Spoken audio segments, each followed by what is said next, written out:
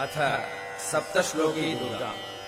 शिव उवाच देवि त्वम् भक्तसुलभे सर्वकार्यविधायिनी कलौ हि कार्यसिद्ध्यर्थम् उपायम् ब्रूहि यत्नतः।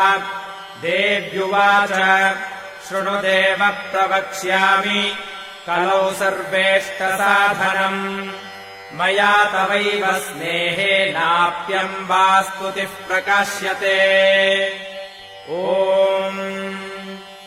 अस्य श्रीदुर्गा सप्तश्लोकी स्तोत्रमन्त्रस्य नारायण ऋषिः अनुष्टुप्छन्दः श्रीमहाकाली महालक्ष्मी महासरस्वत्यो देवताः श्रीदुर्गा प्रीत्यर्थम् सप्तश्लोकी दुर्गापाठे विनियोगः।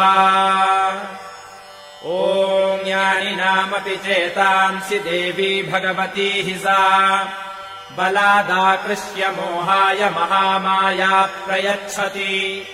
दुर्गे स्मृता हरसि भीतिमशेषजन्तोः स्वस्थैः स्मृता मतिमतीव शुभाम् ददासि।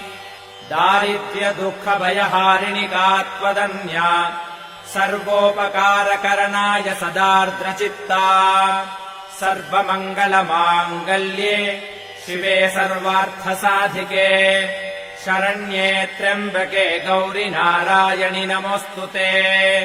शरणागतदीनार्तपरित्राणपरायणे सर्वस्यार्तिहरे देवि नारायणि नमोऽस्तुते।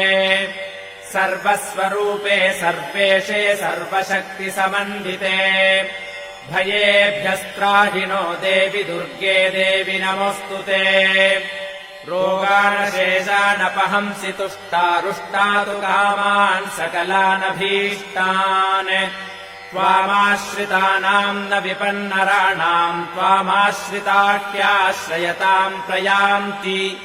सर्वाबाधाप्रशमनम् त्रैलोक्यस्याखिलेश्वरि एवमेव त्वया कार्यमस्मद्वैरिविनाशनम्।